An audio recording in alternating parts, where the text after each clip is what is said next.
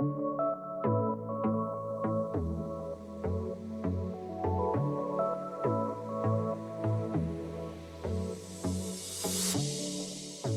everyone. Welcome back to the Nuance Needed podcast. I'm Amanda White, and I'm really excited to share that I have Yolanda Renteria here. She is the author of the new book, Attuned and Attached, and we are going to talk all about attachment styles and oversimplification of it on social media and what attunement is. So, Yolanda, we're so excited to have you here. Thank you so much. Thank you. I am really looking forward to this conversation. Yes. Well, let's dive right in. Attachment theory, more and more, has been all over the internet. And that's part of why you wrote this book. So why don't we start with what are some of the oversimplified things you kind of see that make you wince, maybe? Yes, I think, I love that people are so interested in learning more about attachment, right? Because I don't think we were having these conversations before, but I think that sometimes people might be too afraid that they're doing everything wrong. And when I talk to clients that I work with, I do sometimes feel like they might go into this perfect mode of I have to just do everything perfectly, which can even bring some anxiety around dating and relationships in general. Oh my gosh, absolutely. I think that is such a big thing that people feel like they need to be perfect. They need to fix themselves. Where, I think probably attachment style we've known is more fluid, right? Can you talk a little bit about that? Yes. So we know that the majority, or I guess our attachment style mainly comes from our bond with our mom, right? And her attachment, when she was raised in childhood, right, by her parents, the attachment that she developed is the one that she's more likely to show up in her parenting. But attachment is about safety. Yeah. Ultimately, how safe you feel in relationships is what determines how attached you'll be. And when we talk about attachment, it really is about the bond, the connection that you feel to another person. And safety is the stability of that bond, right? So if you know that a bond won't go away, even when things get hard, that's safety, that's secure attachment. But a lot of the times people don't feel safe in relationships because they have never experienced it. They might have even experienced the opposite, which is relationships are not safe. And if I attach to someone, if I'm vulnerable, if I create a bond with them, they will leave. So our attachment in different ways shows up in friendships differently, in our partnerships differently, with our parents is different, and it can change moment to moment. But the core of our attachment strategies is the kind of the problem to solve, and that people often find challenging and find difficult to create those safe spaces in their relationships, Yes. Oh my gosh, I am resisting the urge to clap into the microphone right now because I just feel like that is it. That is such a phenomenal, simple but clear explanation. And I'm just so excited about your book because obviously I feel like before this book, the main book that therapists kind of recommend is the book Attached, which did good work at the time. And I think, right, it sort of gamified figuring out what our attachment style is. And I love how you're just talking about, yes, we can have our natural inclinations based on how we were raised. But what I really heard that's very hopeful in that is that we can have these sort of corrective experiences in other relationships. And it really explains why I think people can feel I am very secure. I don't feel anxiety with my friends, but for some reason with relationships I do. Or I feel a lot of anxiety with my family, but not with my partner. And I am someone who I think I've had pretty secure attachment with my family, but I moved a lot growing up. So I've actually really struggled with attachment with friendships because I always kind of had friendships end. I had like bad experiences where typically whenever like things were challenging, friendships would end. I had an addiction, so absolutely played a huge part in that. So that I love like that you said that because it really helps me reframe how my attachment can feel so stable in some areas, and then other places it's been more of like a growth edge for me.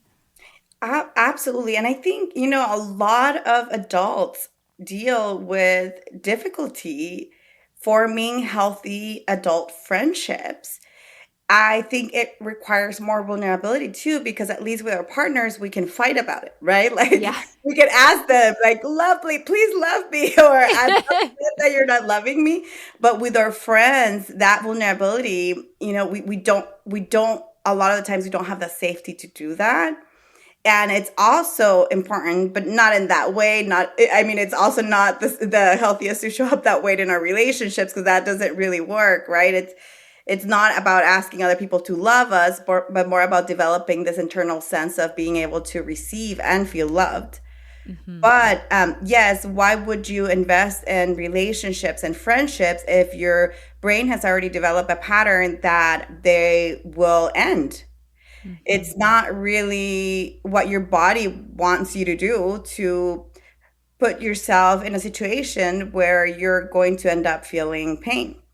Yeah. And some of the work that I do with clients is I try to help them understand that it is not about avoiding that pain, but do you feel prepared to go through the pain of rupture or relationships ending for the plot, right? Like for the experience of love, because that's what love requires. That's what intimacy and closeness, which can feel very scary for people who have gone through really, really difficult heartbreaks, to put themselves in that situation, so that the work often is very slow. Yeah. Yeah, that makes a lot of sense. And yeah, we talk on this podcast a lot about the importance of rupture and repair, and how it is sort of like this magic, strengthening that happens. And it sounds like, right, if we frame that in attachment, how would you classify the importance of rupture and repair if someone's listening and they want to work on their attachment struggles? That it's going to happen. Relationships are difficult, right? You have two humans who are trying to understand each other. We couldn't get along a lot of the times with our siblings, right? Yes. Let alone other people who are coming from a different environment, who have different opinions about things than you. So relationships are not meant to be easy in the way of there's never challenges or there's never disagreement. And if there is, then somebody's not being honest about how they feel, right? Yes. A lot of the times we might have relationships that feel easy because we don't have a strong bond with them.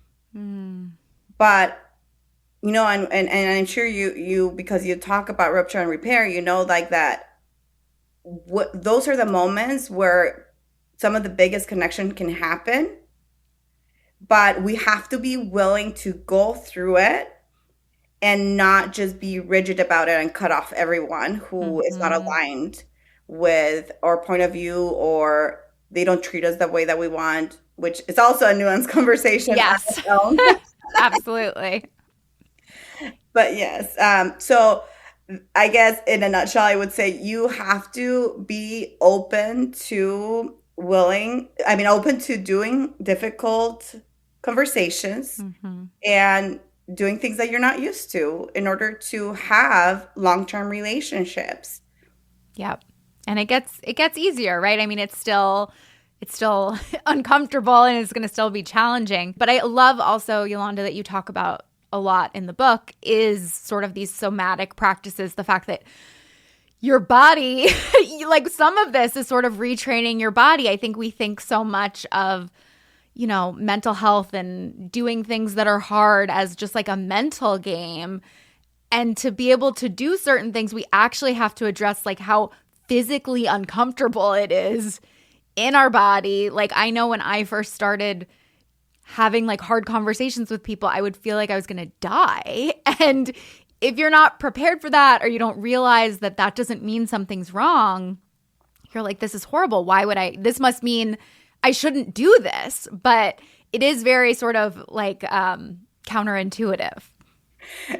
I love that you're talking about this because I think I mentioned that in the book. I don't Yeah. remember, but it's like, oh my God, like everybody says, like, you have to get really good at boundaries and set boundaries, but nobody really talks about how, like, difficult physically they Mm-hmm. are, and I felt like I was dying when I was like setting like the first big boundary. It Mm-hmm. was like, it felt a lot like I was doing something wrong. Yeah. And like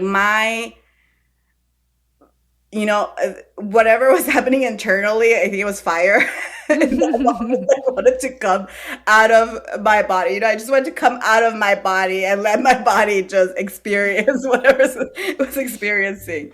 But yes, I when we go to the brain and understand the brain, we know that the brain doesn't want us to do anything that feels painful, and that includes Mm-hmm. emotions. Yes. So if your brain that is always projecting past experiences into the future and into the now, I love that we have this new research about how, the body keeps the score in a different way, like not in our Yeah. tissues, but more into like our brain is reenacting past experiences in Mm-hmm. the present moment. And that's what's happening. And your brain will want to keep you safe Mm-hmm. by not having you reenact things that feel very difficult. And that's the internal battle, right? And Mm-hmm. the only way to get through that is to do something different than you're used to doing. There's no way around it. We Mm-hmm. cannot think logical Mm-hmm. through attachment repatterning or healing, or Mm-hmm. whatever we want to call it, attachment repair. To do it, we have to go through the physical experience of having new experiences. And when our body discovers that at first it's not like you didn't die, and then Yeah. it's not that bad, and Mm-hmm. then it's like, well, actually this feels better. Yeah. It's going to take some time to get there, but it comes through those experiences. Yeah. Yeah. And it's like sitting in it, you almost have to, it's like you're retraining your brain that, because I think a lot of times too, like with avoidance and things like that, we get right up to the magic moment. We actually like start feeling all the horrible things that if we just stayed, we already feel terrible. If we just stayed, we could get to the other side, but it's like this hot potato that we get up there and we start feeling it and we're like, ah, and we panic. And then you never actually get to the point where you can like grow from that experience, which is so I don't it's so it I don't know. I always think of it as sort of like relapsing. It's like when you relapse and you're only like one day in. You did that horrible day, but you never start getting over the hump. Or when people tell me that they stopped drinking for like 15 or 20 days. And I'm like, but you don't start sleeping better until 30, but you're going through that over and over again. That's how I think about it sometimes with attachment, where they want connection. They're going to the point where they feel terrible, but then they don't stay long enough to get to the other side. Absolutely. We're talking about like brain rewiring. Yeah. So multiple experience and thought shifting, right? Because a lot of the time, like if we don't shift the thought around the two, your brain will struggle more wiring that in Yeah. because it's conflicting information, right? Yes. But the more that you do something, your brain will have a chance to create new neural networks that Mm-hmm. then will make that thing easier. But easier does not mean easy. Mm. It means more manageable, and yes, when it comes to avoidance, I see it as this like freeze response, like this, I want to like pull away from everything, this Mm-hmm. this internal reaction of I want to protect myself. Mm-hmm. I guess it shows up very different depending on the situation, but people want to protect themselves from the possibility of heartbreak. And in that moment, when they have to pause and do something different, their body will be screaming at them that they're doing the wrong thing, even when there might not be like any thoughts around what's actually happening, but more of Mm-hmm. this narrative of, I don't want to do this, or even blaming the other person, Mm-hmm. right? I'm gonna apologize, but I feel like I'm in the right. Sometimes that is very consistent with people who avoid. Yes. they it's such an easy way for the body to be like, I'm not responsible for this. Yeah. And even when we are not responsible for something, depending on the situation that we're in, we can also choose to show up differently. Mm. Which is something I also talk to clients about is, are you in alignment with who you want to be? Mm-hmm. Because if you're showing up every time based on reacting to how people are to you, then you don't really have a personality of your own. Mm-hmm. You have a reactive personality that is kind of like shape shifting depending on the environment, and very, very protective around not feeling hurt. Yep. But Yep. what would it look like to actually align with what you actually want to do in those situations? Who do you want to be in that situation, regardless of what the other person is doing in that moment? Yeah. Absolutely. I totally agree with that. So you talk in your book too, Yolanda, about like attunement versus attachment. Can you explain those two? Attunement comes in the small moments, and you could also say it's a way of being present, but it's what happens in your body when you are paying attention, when you are fully present, whether it is to yourself, to other people, to your environment, to the small moments. I love talking about like the small moments, Yeah. because it's like we have so many moments in a day, and sometimes we just kind of like wake up hating our lives and Mm-hmm. go through the entire day not reflecting on all of the small moments in between that are pretty pleasant. Yeah. So attunement to me is that, like, are you here? Are you paying attention? And attachment is just the bond that's developed after multiple experiences of attunement. Mm-hmm. And of course, like the health of the attachment is enjoying those experiences, but also you might be attuned to how something is not pleasant, right? Mm. Yeah. It's just about learning, what do I feel in these moments? How how is this thing that's happening right now impacting me? Mm-hmm. And what is that doing in my relationships, in any type of relationship that I have? Totally. Yeah. I mean, obviously, like attunement is something we talk about sometimes as there, like if you're going to grad school, if you're in a training, we talk about attunement to the client. So I love that you brought this term into sort of like attachment, and how I think it's so important because it does reframe like possibility and hope, that it's not just about this destination of secure attachment. It's you want to be able to be like that is the goal, isn't like is to these moments of actually creating safety through attunement. Absolutely. I mean, I read obviously your book, Yolanda, and will you share a little bit more about your background and why you wanted to write this book and why you're especially, connected to this idea of attachment? Yes. I love relationships. I mean, I think when we're therapists, a lot of us just love understanding how people work, right? And Mm-hmm. it's so interesting because when we when other people ask us about like why we won't go into this field and why would we want to listen to, just problems all day. And Mm-hmm. it's like, we're not listening to problems. Like we get to sit with someone Mm-hmm. and figure out how to make their lives better.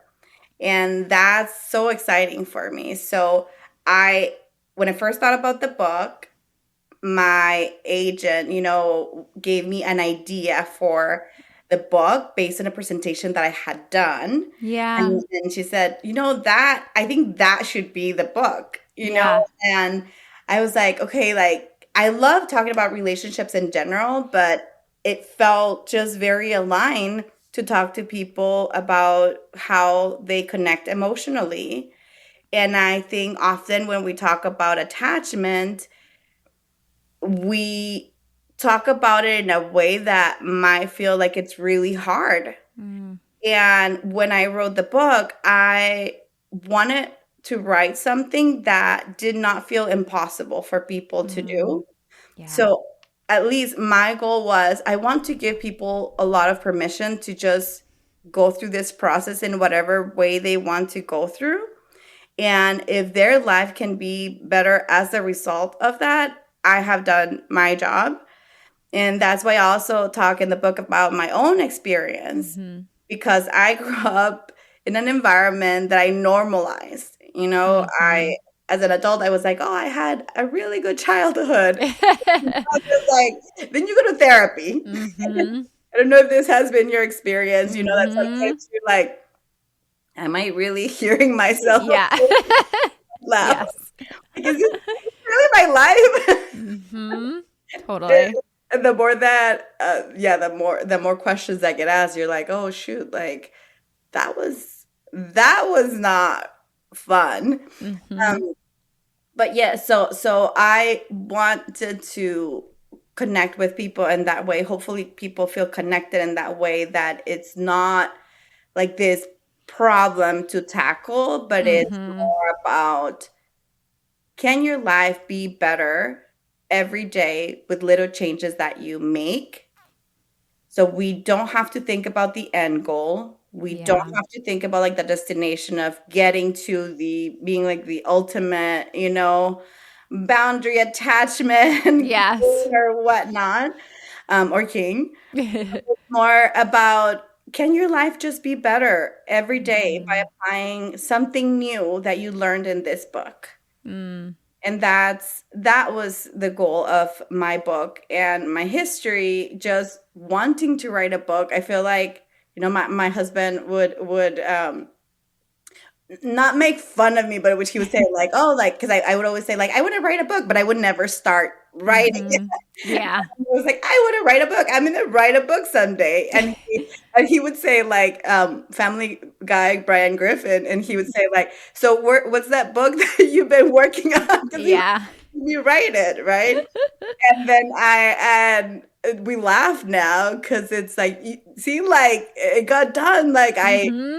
I know anyone you've written your books, you're writing an Yeah. ebook too, I right? am. I am. I'm so excited. I'm so excited too. But yeah, like it's such a process because you want to put information in the book that's gonna help people. Yeah. And I know like my first copy was like my first draft was 100,000 words, and it Oh was my gosh. so there's so much more. Yeah. But Yeah. anyway, yes, at the end of the day, like I would love for people to just know that they have a resource that they can use. Mm-hmm.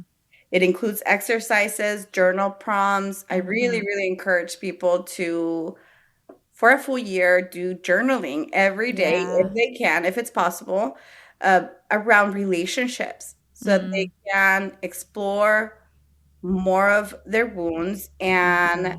see how they're showing up in Mm-hmm. relationships so that they can have more awareness.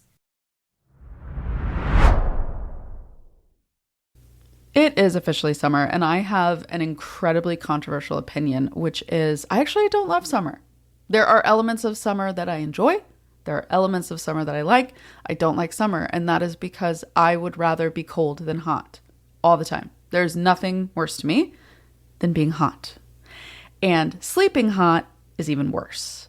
And since I am a solution-focused person, I am constantly thinking of what I can do to alleviate this problem, make it better for me, because it is so uncomfortable for me to be hot when I sleep. And one of the solutions that I have found is twofold. It is the Cozy Earth bamboo sheet set and the Cozy Earth bamboo pajamas.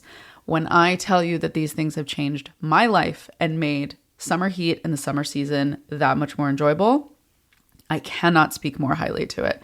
The material is so breathable. It is so comfortable. It feels like you are wrapped in a cloud while feeling like you are remaining cool at the same time. I don't know how to describe it. You're just going to have to try it. Truly, they are incredible. And one of the things that I absolutely love about this brand is that their clothing carries a lifetime warranty. Any piece of clothing that you buy, lifetime warranty. You can return it anytime, get a replacement. Their bedding has a 10-year warranty. 10 years on your bedding. That is crazy. And it just speaks to how much they trust the quality of their product.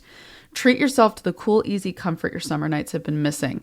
Head to CozyEarth.com and use my code NUANCEBOGO, that's NUANCEBOGO, to buy one, get one free. Did you hear me? They are doing buy one, get one free right now. Mix and match across sheets, pajamas, and towels. That's code NUANCEBOGO, NUANCEBOGO, at CozyEarth.com for buy one, get one free. And if you see a post-purchase survey, please feel free to mention that you heard about Cozy Earth right here.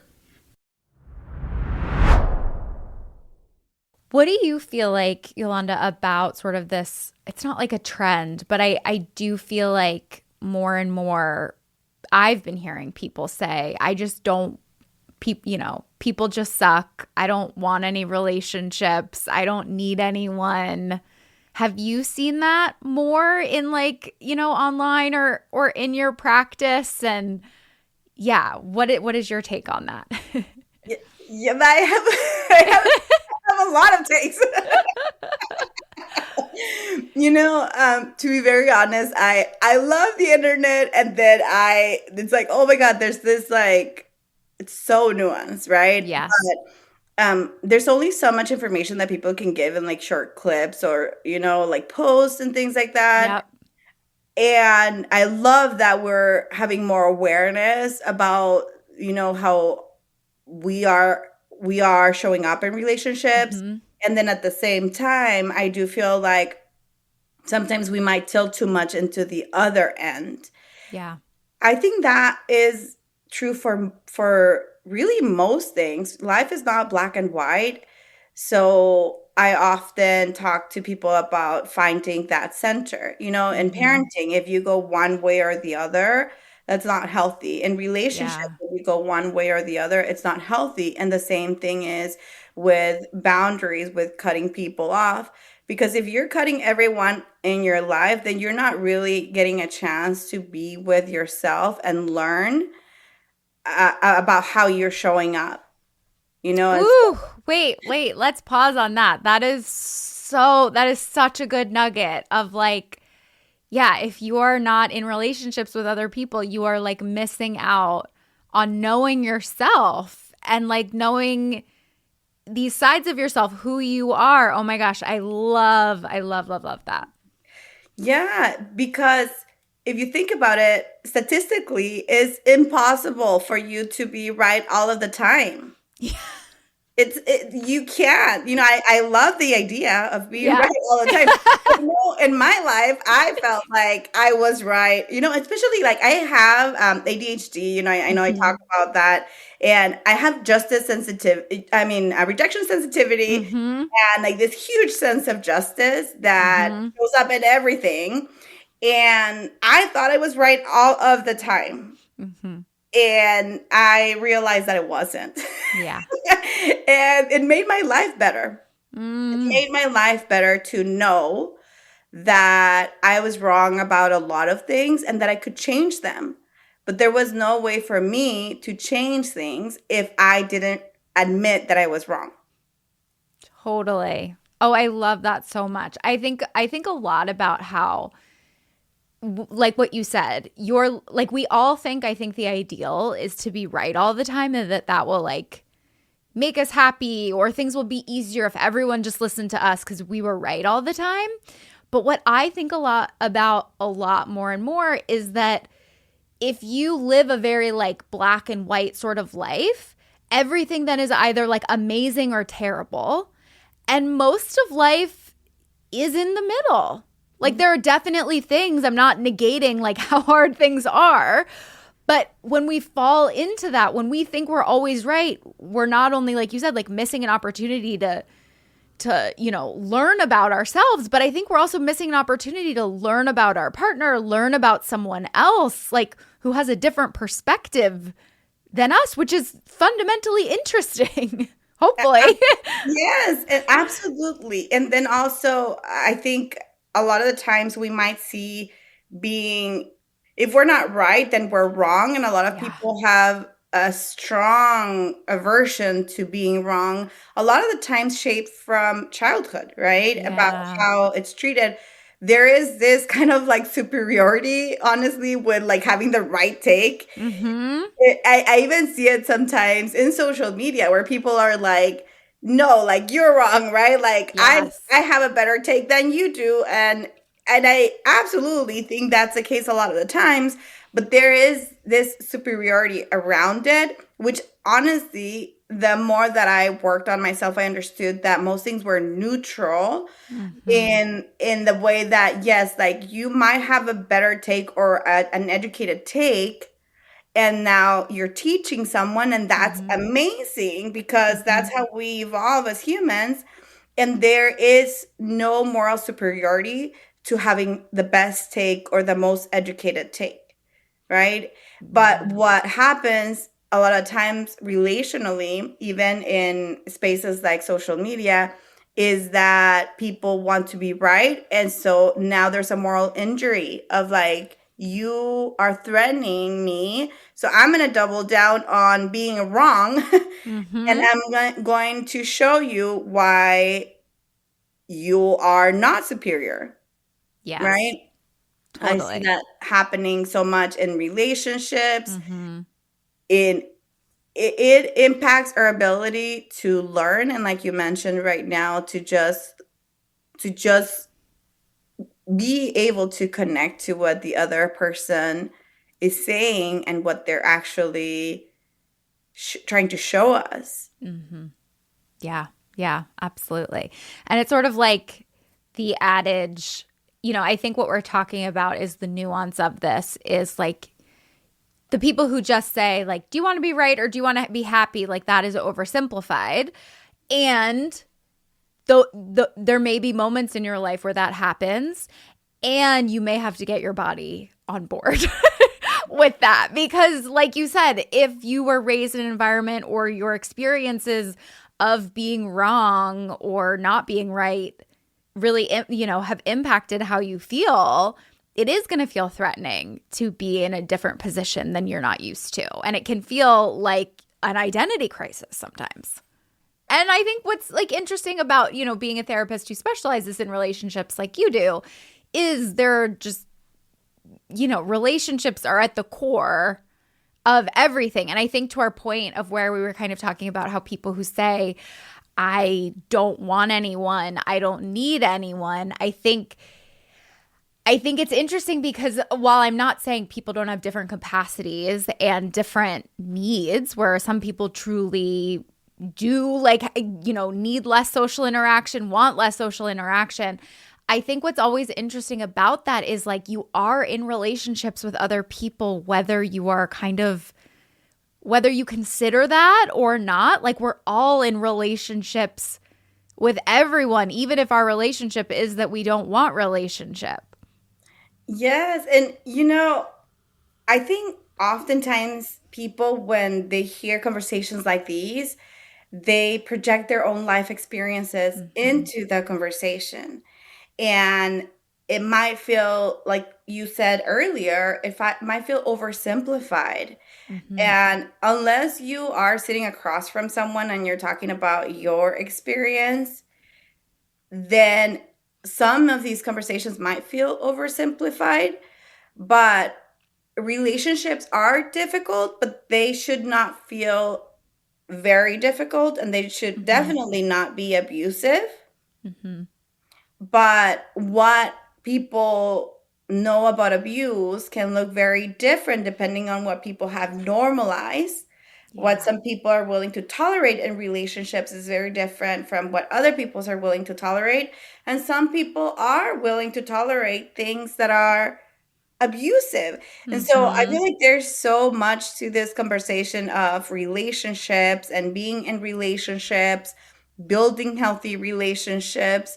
But if we start just with the basics of, Mm-hmm. is there abuse? And if there is abuse, which can exist in friendships too, Mm-hmm. we need to work on that first. Yes.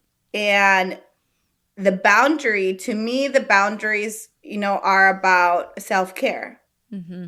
So is this a yes or no for you? How does that show up in your body? And are you often overriding your yeses to be in a relationship? Then Mm-hmm. that's a sign for you that there's something to work there so that you can show up and feel more fulfilled in relationships, because you cannot possibly feel fulfilled in relationships if you're often overriding what you want to do or what feels right to you. Such a good point. Such a good point. Yeah. And then everything else is honestly more about like alignment and compatibility, which means sometimes you might outgrow relationships. Mm-hmm. And are you also okay with knowing when you outgrow relationships and not letting go of the friendship? Exactly. Like sometimes it might, depending, but sometimes it's just like, okay, like this is at this, point in my life, this relationship no longer feels aligned. And maybe I don't see this person as often as I did before. You mentioned like drinking. I bet like when you were drinking, that lifestyle is very different and in alignment with certain things that might be very different to Yes. sobriety, right? Yeah. And it's not that there's something wrong with it. It's just different. Mm-hmm. Yeah. And like we go through different phases and different life phases and different things. And I know like since becoming a parent, like my needs and time and things like that shift. And Matt, like I think one of the most unique things that I never talk about, but I think I'm thinking of right now is how I didn't realize when I had a child, one of my basic needs would be spending time with my child. Like Yeah. I am not okay if I don't spend time with her, which is such a different way to think about it, I think, because, I had it like to be a good mom. This is what, but it's like, no, I'm not okay if I don't spend time with her. And that's a fundamentally very different need that supersedes how much time I spend with my husband Yes. compared to before I was a parent. Yes, and also it is likely to show up in your relationships too, right?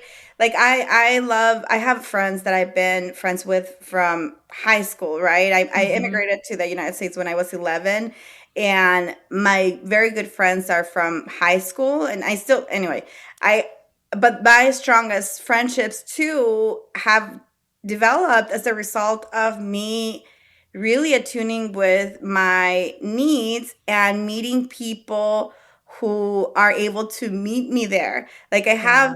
I have a friend today who's traveling 3 hours from 3 hours away to be here with me because my book launch is on Tuesday and he can't be here, but he still wants to show up. I have Oh, a friend from high school who's flying me over to San Francisco to spend time with me because he can't make it. yeah. And so it's just all of these people who show up for you in Mm-hmm. different ways, depending on the state of life that you're in.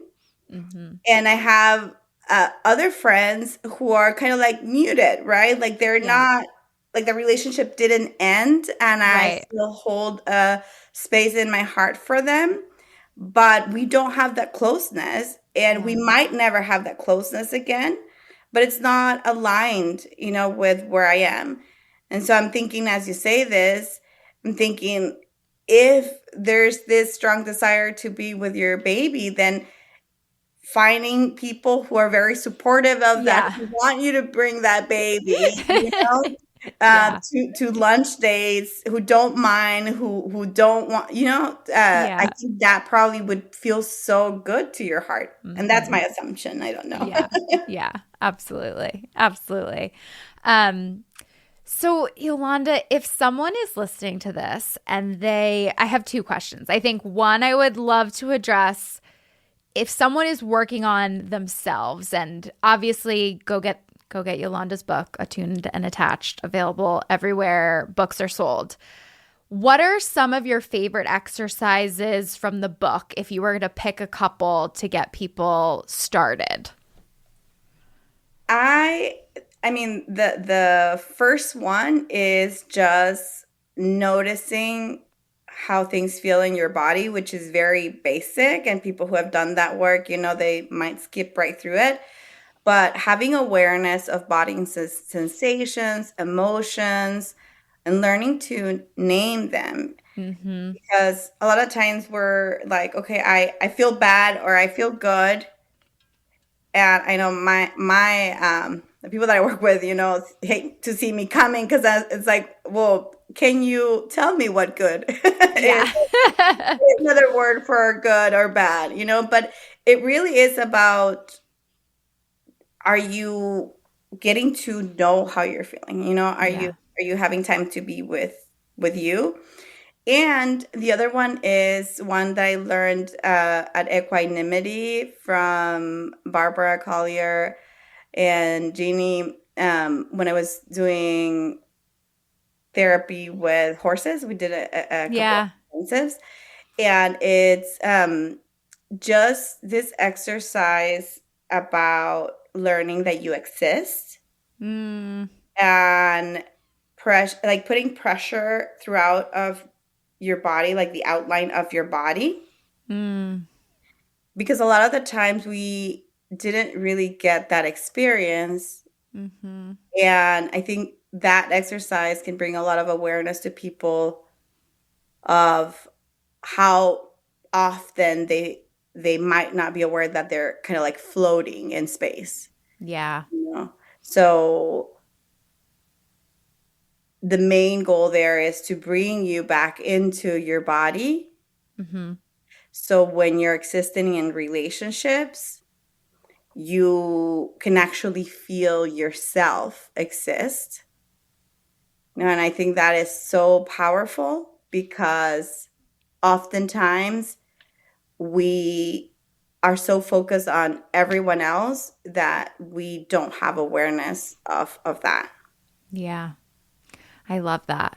I love that. This next question is probably kind of annoying, but I know people who are listening are like, I'm struggling with my partner who is like, seems avoidant, or I'm dating someone who seems avoidant, or maybe my friend feels avoidant, or my friend feels anxious. What is your advice for them? my mind goes like, well, I need more context. I know. Like, what's happening? But I would say, like, to me, it's go back to yourself and become an observer. We know that people have their own wounds, and that means that the people that we're around will also have their own wounds. And that doesn't mean that we have to tolerate, the impact of that. However, to me, it's a lot about, okay, like notice what's happening in your body, in yourself, as this person does that. What is the impact that that's having on you?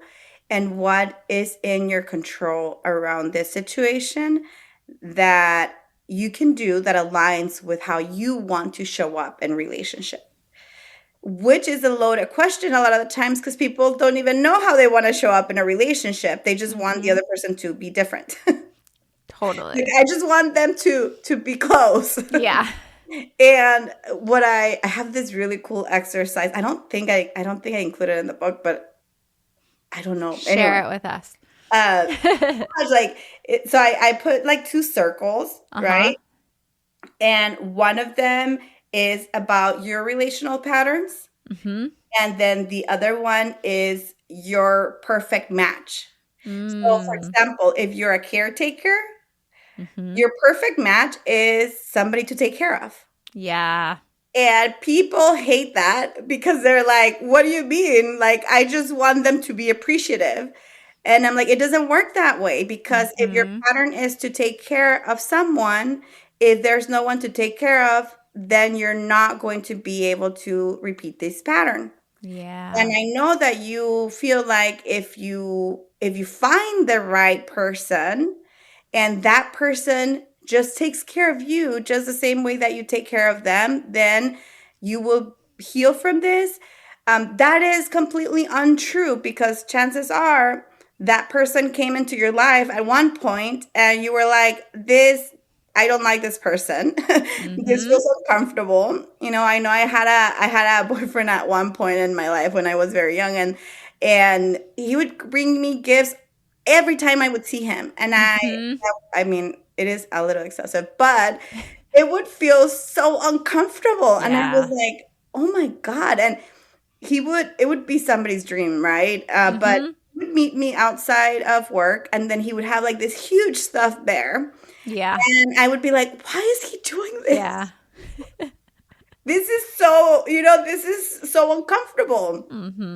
So yeah, I know we would love to believe that if the right person comes along, then that's what we need. But in reality, if we are overgiving or caretaking in relationships, problem solving for others, overriding our boundaries, we are likely to end up with people who match that. And we're also likely to feel very uncomfortable if we can't repeat this pattern, which is why it's important to do our own work, right? Because once you know that this is your pattern, then you can change it. And then you can see if this feels in alignment. How does this version of you now align with how the other person is showing up? Yeah. I love that. I love that visual exercise. Yolanda, this was so great. If people want to learn more about you, where can they follow you and all that good stuff? I have my main platform is Instagram. This is Yolanda Renteria. I'm also on TikTok. And my website is yolandarenteria.com. So I have a contact form that they can email me from there. Thank you. Amazing. And everyone go grab Yolanda's new book, Attuned and Attached. Thank you so much.